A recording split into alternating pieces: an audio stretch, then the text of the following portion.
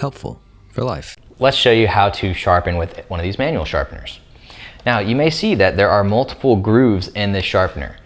Now these are labeled 1 and 2, but they also may be labeled coarse and fine or something similar to that. And there may be more than 2 holes.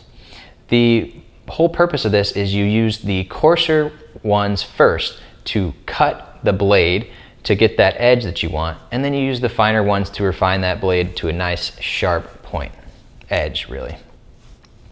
So take the knife sharpener in your non-dominant hand and place it firmly on the counter. Then grab the knife and you're gonna go straight up and down with it, and then you're gonna go into the coarser option, and then you're gonna slowly pull it through. While you're doing that, make sure you're applying some downward pressure. Again, you're cutting metal off the blade, so you want to make sure that you're making good contact. Now, this blade curves, so you want to make sure that you move your arm or your wrist to make sure to keep that blade in contact with the cutting edge the whole time. Now, some people and some products will recommend that you actually, in addition to pulling it through, you actually push it through as well. I haven't confirmed whether this makes a difference. One way is better than the other. Another question I'd love to ask a blade scientist. For now, just follow the directions included with your product. So on the rough side, you're gonna do that maybe 5 to 10 times, and that will get a nice edge on your blade. After that, you're gonna run it through the fine setting maybe 3 to 5 times. And when you're doing the fine setting, you don't need to press as hard as you do with the rough side because you're just finishing off that blade. You're not cutting off quite as much metal in that section. All right, the last step is you grab that clean cloth, wipe the blade clean, and then give it a good old cut test.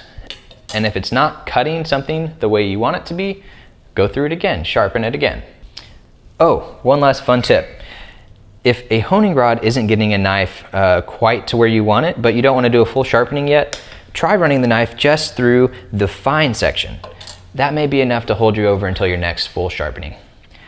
Now, if you're willing to do a little more work, get a whetstone. And this is whetstone, W-H-E-T. Did you know that you whet your appetite, but you wet your whistle? You gotta sharpen your desire for food, not your tongue. Fun fact. Now, you don't actually pronounce the H in whet, but I'm just doing that so you can make sure to tell the difference. Saying it weird. Why are you putting so much emphasis on the H? What are you talking about? I'm just saying it. Cool Whip. You put Cool Whip on pie. Pie tastes better with Cool Whip. Say whip. Whip. Now say Cool Whip. Cool Whip. Cool Whip. Cool Whip. So a whetstone is what knife enthusiasts will probably use when they are sharpening their blades. And you'll notice this one here actually has 2 colors and 2 numbers with it. That's because each side is a different grit, a coarse and a fine, just like with the manual sharpener we saw.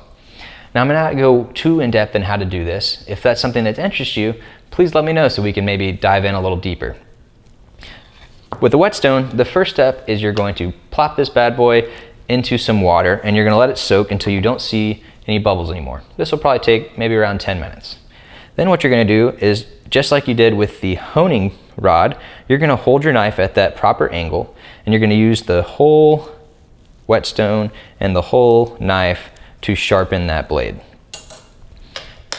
This actually came with a little angle guide that you can put on your blade to help you keep that angle if you struggle with that.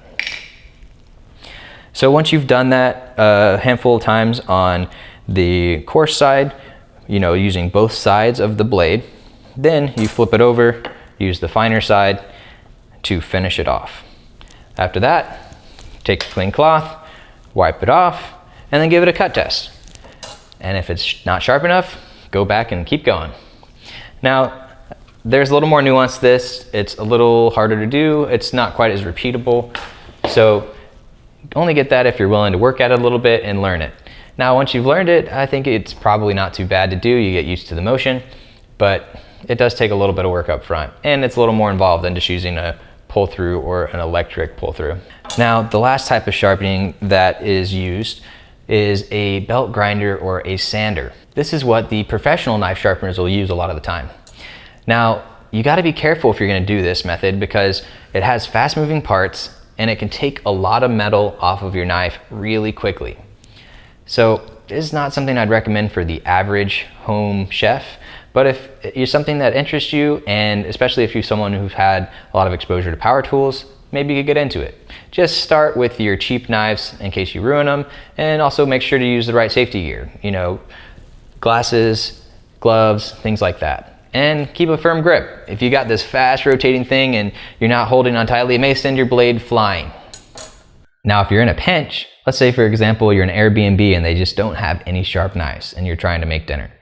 Well, grab a ceramic mug or a ceramic plate and look at the bottom of it. If you're lucky, you'll find some unfinished ceramic there, and you can use that rough surface to sharpen up your blade a little bit. It's by no means an ideal solution, but it'll do in a pinch. But that's enough about sharpening for now. Let's talk about how to actually cut your food.